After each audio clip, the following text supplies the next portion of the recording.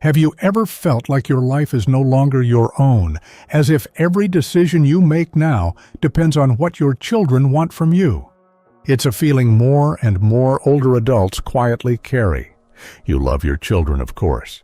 You want to be there when they need help, offer support when you can, and stay connected as a parent. But somewhere along the way, the balance starts to slip. What used to be simple gestures of love, babysitting now and then, helping with errands, lending a little money, slowly become expectations. And before you know it, your own needs, your plans, and even your peace of mind begin to take a back seat. If this sounds familiar, you're not alone, and more importantly, you're not wrong for feeling this way.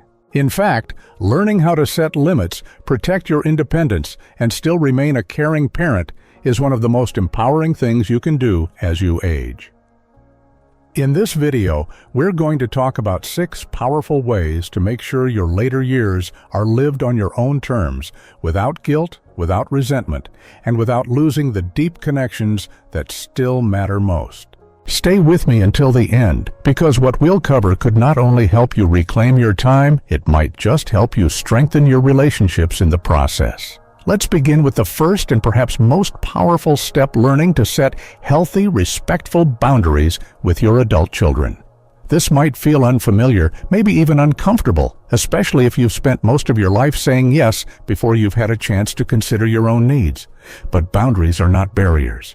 They're bridges, ways to protect your energy while still loving and showing up for your family. In fact, boundaries are one of the clearest signs that a relationship is built on mutual respect rather than silent obligation. Take the story of Marlene, 72, a widowed grandmother of 4. After retiring from her job as a school secretary, she looked forward to slow mornings coffee with friends and finally reading the stack of books she'd been collecting for years. But when her daughter Kim returned to work after maternity leave, she asked if Marlene could help with the kids. Just twice a week, she said. It's only temporary, Kim promised. Marlene, who adored her grandchildren, said yes without hesitation. But weeks turned into months. 2 days became 3, then 4. And soon Marlene was on call nearly every weekday. She stopped going to her book club. She missed a friend's birthday lunch. Her blood pressure crept up. Yet every time she thought of speaking up, guilt rushed in. Kim needs me, she told herself. I'm lucky to be healthy enough to help. She didn't want to disappoint her daughter or seem selfish, so she kept showing up tired, resentful, and silently anxious. The breaking point came on a Thursday morning. Marlene had woken up with a dizzy spell and called to let Kim know she wouldn't be able to watch the kids that day. There was a pause on the other end of the line. Then Kim sighed and said, "Okay, I'll figure it out. I just didn't expect this today." That small comment, unintended or not, hit Marlene like a weight. It made her realize something painful. She was no longer helping out of joy. She was helping out of fear. Fear of conflict. Fear of being seen as difficult. Fear of losing her place in her daughter's life. And that's what happens when boundaries are missing. Love starts to feel like a burden. You start saying yes when your heart quietly whispers no. You ignore your own needs until your body starts raising the alarm. You trade your peace for approval, and over time, that trade becomes too costly. The next day, Marlene did something she'd never done before. She wrote down what she needed clearly and without apology. She wanted 2 days a week to herself, non-negotiable. She needed advance notice for any changes. And she asked that her time as a grandparent be treated with the same respect as if she were being paid for her work. Then, with trembling hands, she called Kim and read the list aloud. At first, there was silence, then some tears. Kim admitted she hadn't realized how much she'd been asking. "I just thought you liked having the kids around," she said. Marlene replied gently, "I do, but I also like having myself around." That conversation didn't end in anger, it ended in understanding. Kim made new childcare arrangements, and they found a new rhythm, one where Marlene could show up fully, not depleted. And perhaps most importantly, it set a tone for their future conversations, one rooted in honesty, not assumption. What this story teaches us is crucial. Our children cannot honor our limits if we never show them where those limits are. They may not see the fatigue behind your smile or the ache behind your silence. And often, they're not being selfish, they're just unaware. That's why speaking up calmly and clearly is not a rejection of love. It's an invitation to real partnership. Some people worry that setting boundaries will push their children away. But more often than not, it actually strengthens the relationship. It removes resentment before it festers. It makes room for joy to return. And it shows your adult children something powerful, that you respect yourself and you trust them enough to share the truth. So if you've found yourself constantly available, always adjusting, quietly drained, this is your moment to pause and ask, what do I need that I've been ignoring, and what would it look like to speak that need out loud? Remember, boundaries aren't selfish. They're sacred. They tell the world and your children that your time, your energy, and your well-being still matter. And when you honor yourself in this way, you give others permission to honor you too. You are still the parent. You are still the guide. And by setting clear, loving limits, you continue teaching your children not through sacrifice, but through example. Just as setting boundaries with your time is essential, so too is protecting your financial well-being, because one of the quietest ways older adults lose their independence is by giving away the very resources meant to sustain them. It's easy to justify helping your adult children financially, especially if they're going through a rough patch or trying to get back on their feet. But when your generosity begins to chip away at your security, it's time to take a closer look, not just at what you're giving, but at what it might be costing you. Consider the story of Richard, a 74-year-old retired factory supervisor. After decades of hard work and careful saving, he had a modest but stable retirement account and a plan to live comfortably into his 90s. His goal was simple: stay in his home, take the occasional fishing trip, and never become a burden to anyone. But things started to shift when his youngest son David lost his job.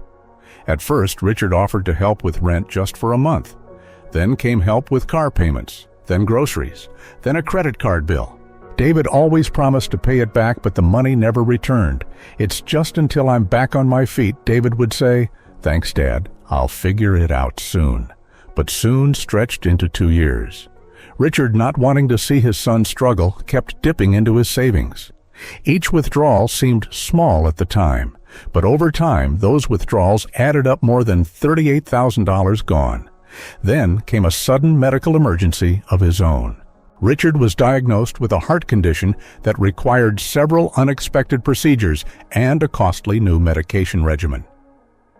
Suddenly, the financial cushion he'd spent a lifetime building was alarmingly thin. The stress began to weigh on him, not just the money, but the worry that he might outlive his resources. He stopped going out to eat with friends. He delayed necessary home repairs. He even considered selling his car. And yet, he still felt guilty telling David that the help had to stop. The turning point came when Richard met with a financial counselor at a local senior center. She walked him through a retirement budget, highlighting the real risk he was now facing. If he continued to give money away, he might have to consider downsizing, or worse, return to part-time work. "You've supported your son," she said gently, "but now it's time to support yourself." Richard left that meeting with a mix of emotions, sadness, regret, and a spark of determination. The next day he called David. "Son," he began, "I love you, but I can't keep helping in this way. I need to take care of my own future now." David was quiet, then defensive. "So you're just cutting me off, after everything I've been through?" Richard took a breath and said, "No, I'm not cutting you off. I'm handing you back the responsibility for your own life. That's what being a grown man means. It wasn't an easy call, and it didn't end with hugs and thank yous. But it was necessary." And over time, something surprising happened. David started making changes. He picked up extra work, negotiated with creditors, and learned to budget for the first time in years. Meanwhile, Richard began to feel lighter, less anxious, more in control.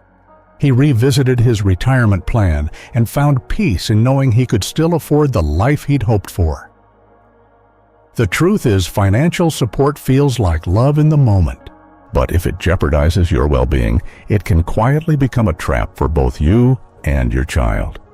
According to a 2023 report by the Transamerica Center for Retirement Studies, nearly 44% of retirees admitted to providing financial assistance to their adult children even when it meant compromising their own stability, and more than one-third feared they might outlive their savings. The Consumer Financial Protection Bureau has also warned that seniors who overextend themselves financially to help family often end up in debt, reliant on credit cards, or forced to re-enter the workforce. These consequences aren't just about dollars and cents. They affect your health, your peace of mind, and your ability to enjoy the freedom you've worked so hard to earn. That's why it's so important to pause before saying yes. Ask yourself, can I afford this without putting my own needs at risk? Is this a one-time help, or is it becoming a pattern? And will this gift teach resilience or dependency? You've spent your life being responsible. Now is not the time to stop. In fact, protecting your finances may be one of the most loving things you can do, not only for yourself, but for your children as well. Because when you stay stable, secure, and independent, you reduce the chance that they'll have to care for you in crisis later. You model what it looks like to be wise with resources. You show them that true support includes the courage to say, I wish I could do more, but I need to take care of myself first. So if you've ever felt uneasy about money flowing out faster than it's coming in, let that be your signal. You don't need to apologize for setting financial boundaries. You don't need to feel guilty for choosing stability over sacrifice. What you need is the confidence to know that your worth is not measured by what you give away, but by how you protect the life you've built. Equally important as protecting your finances is protecting your sense of self, and one of the most overlooked ways to do that is by maintaining your own interests, routines, and identity outside of your role as a parent or grandparent. Because the truth is, when you stop investing in your own life, it becomes far too easy for your world to shrink around your children's needs. It often starts gradually with good intentions. You cancel a lunch date to help with a school pickup. You skip your weekly art class because there's a doctor's appointment you promised to drive your daughter to. You tell yourself it's temporary, just for now.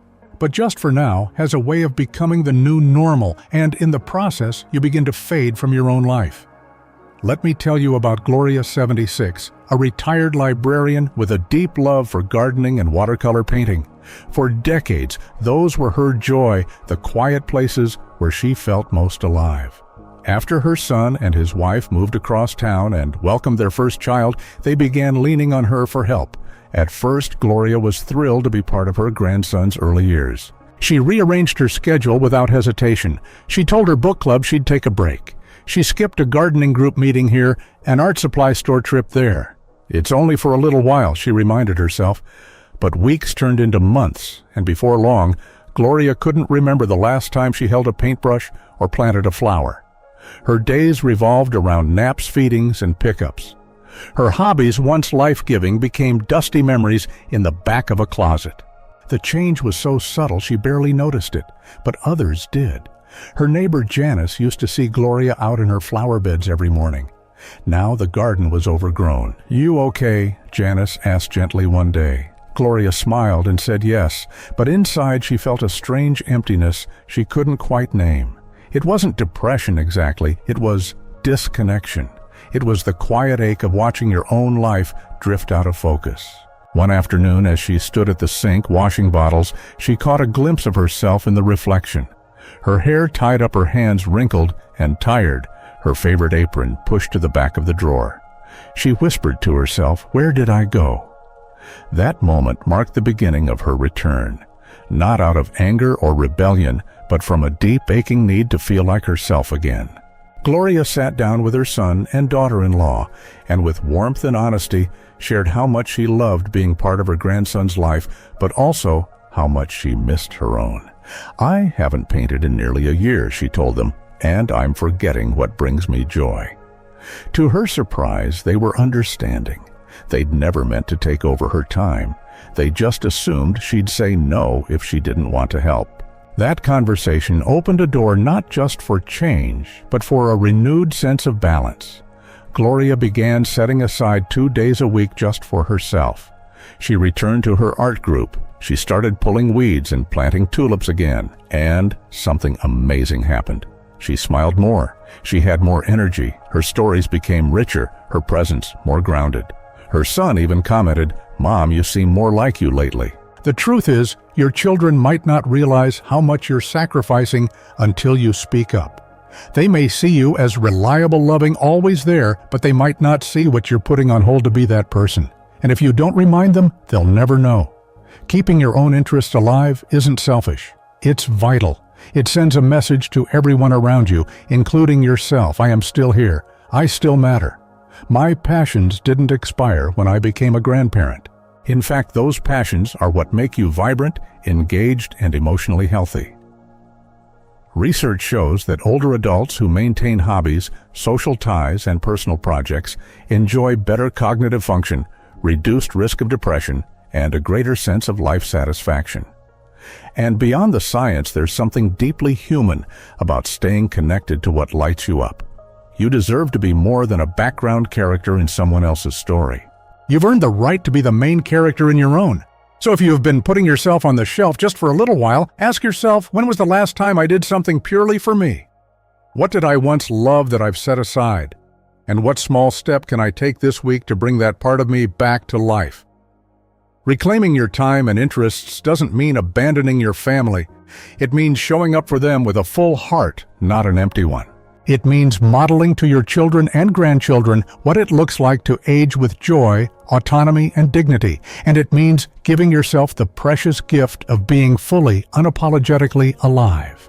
Building on that, another powerful way to preserve your independence as you age is by encouraging self-reliance in your adult children. Because as loving as it may feel to step in and help, doing so too often can unintentionally create a pattern of dependence that's hard to break. It's a tough truth, but one worth facing when we constantly rescue our children. From life's challenges, we may be robbing them of the very experiences they need to grow stronger and stand on their own. Consider the story of Leonard, a 73-year-old father of 3. For most of his life, Leonard took pride in being the go-to guy for his family. He was dependable, generous, and always just a phone call away. When his kids were younger, this made sense.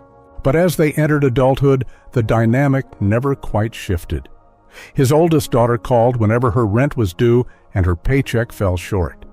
His middle son leaned on him for help with car repairs, moving costs, and even covering a few traffic tickets. His youngest, just shy of 40, was between jobs more often than not and still asked Leonard to co-sign loans. And Leonard said yes, every time, not because he wanted to enable them, but because he didn't want to see them struggle. He told himself, that's what a good father does. But over time, that role took a toll. Leonard began dipping into his retirement savings more than he was comfortable with. He skipped a trip to visit his old Army buddy in another state because he'd just paid his daughter's credit card bill. He found himself juggling multiple favors at once, driving across town to babysit, then stopping by to lend his son cash, then helping someone fill out a job application, all while nursing his own health issues and ignoring his growing fatigue. The emotional toll was worse. Leonard started to feel invisible in his own life, needed, yes, but not appreciated. His children rarely asked how he was doing. They assumed he'd always be there, and why wouldn't they? He had trained them to believe he would be. The breaking point came after a minor fall in the garage. Leonard sprained his ankle and had to rest for a few weeks. During that time, none of his children offered help, not even with groceries or picking up his prescriptions. In fact, his youngest son called, asking for gas money just 2 days after the fall. Leonard realized then that the pattern he helped create had become a trap, one that left him exhausted and alone. That moment sparked a shift. During a quiet dinner one evening, Leonard gathered his kids and spoke honestly. He told them he loved them, but that things needed to change. "I've always tried to be there for you," he said, "but I haven't been there for myself. And now I need to reclaim my time, my health, and my peace." At first, the reaction wasn't pretty. His oldest daughter got defensive. His son accused him of giving up on the family. But Leonard stood his ground, not with anger, but with calm conviction. "I'm not giving up," he said. I'm stepping back so you can step up. Over time, the results were surprising. Without the constant safety net, each of his children started taking more responsibility. His daughter took a budgeting course and started saving. His middle son picked up side jobs instead of calling for quick cash. Even his youngest found part-time work and began learning how to live within his means. And Leonard, he began to breathe again. He revisited his retirement goals, spent more time with friends, and rediscovered the quiet joys of doing things simply because he wanted to, not because someone needed him to. The lesson here is simple but not always easy. Helping isn't the same as carrying. Supporting your children doesn't mean solving everything for them. In fact, the most loving thing you can do sometimes is to step back and allow them to rise. That doesn't mean abandoning them, it means trusting them. It means believing that they are capable of making their own way. And it means giving yourself permission to live your own life without guilt and without constant rescue missions. Ask yourself today, am I supporting my children or am I shielding them from the growth they need? Are my daily actions rooted in love or in fear of letting go? Because choosing to stop being the rescuer isn't a failure. It's a form of wisdom. It's a way of honoring both your journey and theirs. And most of all, it's a return to balance, a life where love is present but not all-consuming. A life where you are free, not just to help, but to rest, to enjoy, and to finally be at peace in your own space. Along those same lines, preserving your independence in later life also means building emotional independence, learning to nurture your sense of worth from within, rather than relying on how often your adult children visit, call, or include you in their plans. It's a quiet but powerful shift, and for many older adults, it's one of the hardest to make. Because let's face it, when you've poured your heart into raising a family, it's natural to want to feel included, appreciated, and remembered. But when your emotional well-being depends entirely on someone else's presence or approval, you hand over the reins to your happiness, and that can leave you feeling vulnerable, anxious, or even forgotten. Just ask Eleanor, 78, a retired piano teacher who spent most of her adult life caring for others. Widowed early and deeply devoted to her only son, she poured everything into his future. She never remarried, never took long trips, and rarely did anything just for herself. My joy, she used to say, is knowing he's doing well. And for a long time that felt true. But as her son's career took off and he moved across the country, the phone calls grew shorter and less frequent. Visits came only on holidays, if at all.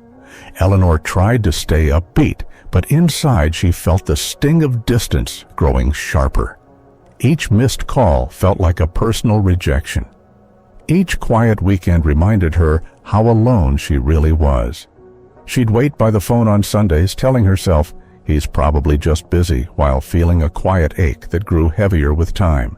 Her friends encouraged her to join local clubs, to explore hobbies again, to travel, but she waved them off. What's the point, she'd say. If my own son doesn't have time for me, who else would? That line of thinking became a trap. The less connected she felt to him, the more she withdrew from the world. She stopped attending community events. She quit playing piano.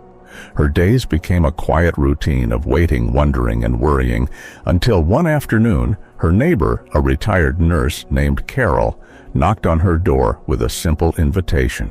"We're starting a garden group at the community center," Carol said. "Come with me, just once. You don't even have to bring gloves." Eleanor almost said no out of habit, but something inside her softened. She was tired of waiting, tired of tying her whole life to someone else's schedule. So she went, and what she found there surprised her. The group was small but warm. People laughed, shared stories, traded recipes, and old memories. No one asked who she was to anyone else. They were just happy she was there.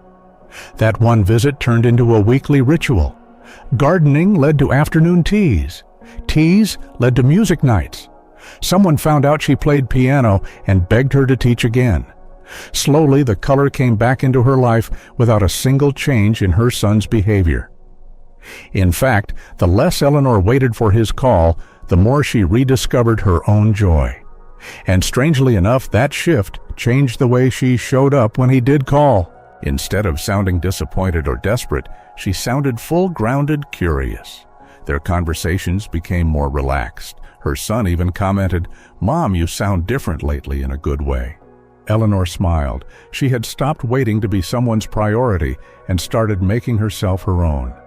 What Eleanor learned, and what so many of us can forget, is that emotional dependence often sneaks in through the side door.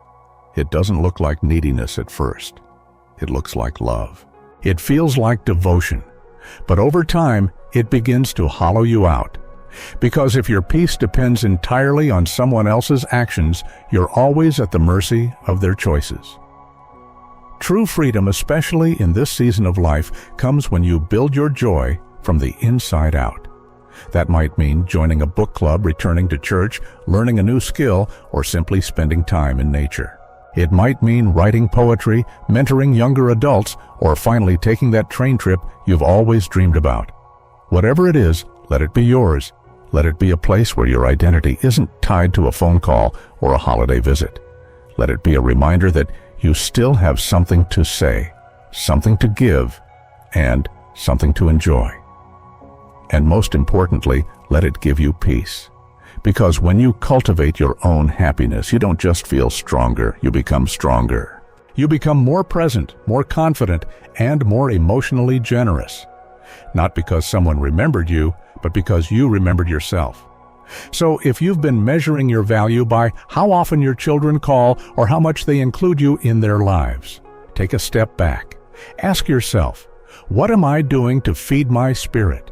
Because the beautiful truth is this: when your joy comes from within, no one can take it away, and no one else needs to give you permission to feel whole. Continuing from that, the final and perhaps most transformative way to protect your independence as you age is learning how to guard your peace by setting and honoring firm personal boundaries.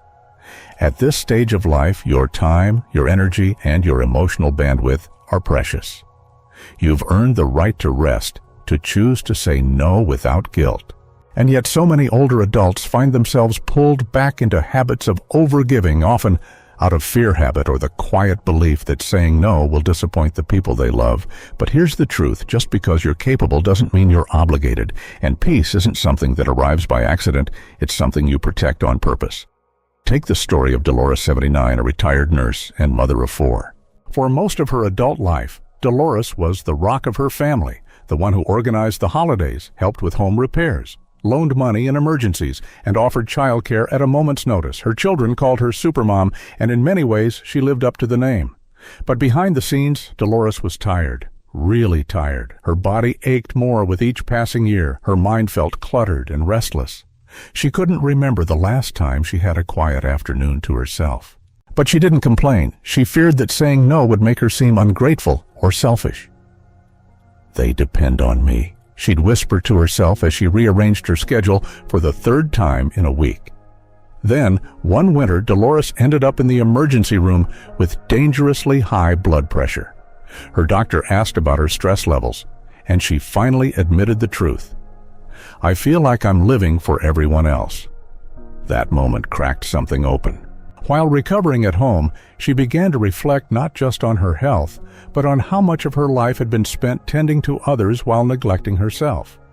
And for the first time, she asked, what would it look like if I put my own well-being first? The answer didn't come in a grand gesture. It started with small, steady steps. Dolores began practicing the power of the thoughtful pause. When asked for help, she didn't respond right away. Instead, she'd say, "Let me think about that and get back to you." This gave her space to weigh her energy, her schedule, and her needs. She stopped saying yes by default. She started saying yes only when it felt right and when it wouldn't cost her peace. When her daughter asked her to host Thanksgiving again, Dolores said, "I love our traditions, but I need a year off." Can someone else take the lead this time? When her son called last minute, asking if she could watch the grandkids for the weekend, she replied, "I've already made plans for myself." Let's look at another date. At first, her children were surprised, even a little taken aback. After all, Supermom had never drawn lines before. But over time, something shifted. They began to see her not just as a helper, but as a whole person. They adjusted their expectations. They even started offering help to her instead of only asking for it. And Dolores. She felt free in a way she hadn't felt in decades. She started painting again. She joined a walking group at the park. She had long phone calls with old friends, took naps without guilt, and felt more like herself than she had in years. The lesson here is clear: when you begin honoring your own limits, others learn to honor them too. Boundaries are not walls that shut people out. They are gates that let the right things in and keep the draining things at bay. They are how you teach others to treat you, not through anger or resentment, but through clarity and consistency. And more importantly, they are how you treat yourself with dignity, care, and respect. If you've ever found yourself saying yes while your heart says no, or feeling stretched too thin but afraid to speak up, let this be your gentle wake-up call. You don't have to prove your love by running yourself ragged. You don't have to sacrifice your peace to keep everyone else comfortable. In fact, the greatest act of love you can offer to yourself and to your family is to model what it looks like to live with healthy boundaries. Because when you protect your peace, everything else improves. Your health, your mood, your relationships, your sense of freedom. You become not just available, but present. Not just helpful, but whole. So, as you step into this new chapter of life, ask yourself, what am I saying yes to that no longer serves me? What am I afraid will happen if I start saying no? And most importantly, what kind of life could I reclaim if I gave myself permission to protect my peace without apology? You've spent years caring for others. Now it's time to care for you, because your peace is not a luxury, it's your right. And it's never too late to start guarding it one clear and loving boundary at a time. And with all of that in mind, let's return to something simple but deeply important. Your life is still your own. You've spent decades giving, showing up, making sacrifices, and doing what needed to be done, often without a second thought. But now, in this season of your life, you have the right to pause, to breathe, and to ask, what do I need? Because the truth is, you don't stop being a parent when your children grow up, but you can start being your own person again. The 6 strategies we've explored: setting healthy boundaries, protecting your finances, preserving your interests, encouraging your children's self-reliance, building emotional independence, and guarding your peace are not just checklists. They are invitations. They are gentle reminders that your needs matter, your time is valuable, and your joy is still worth protecting. You don't need permission to live a life that feels fulfilling. You don't need anyone else to approve of your decision to rest, to say no, or to put yourself first for once. What you need is the courage to believe that it's not too late to reclaim what makes you feel whole. So if you've been carrying the weight of other people's expectations, or quietly wondering when it will be your turn again, let this be your sign. Choose one small change, just one, then watch how everything else begins to shift. Because when you stand up for your time, your peace, and your worth, you don't lose love. You invite deeper, more balanced connection. And more than that, you finally begin to live life on your own terms. If this message spoke to you, I'd love to hear your thoughts. Share your experience in the comments below. What resonated with you the most? What change are you ready to make? And if you found this video helpful, don't forget to like, subscribe, and share it with someone you care about who might need to hear it too. Thank you so much for spending this time with me. You deserve a life of freedom, balance, and peace. And I hope this is just the beginning of that journey. Take care, and I'll see you in the next video.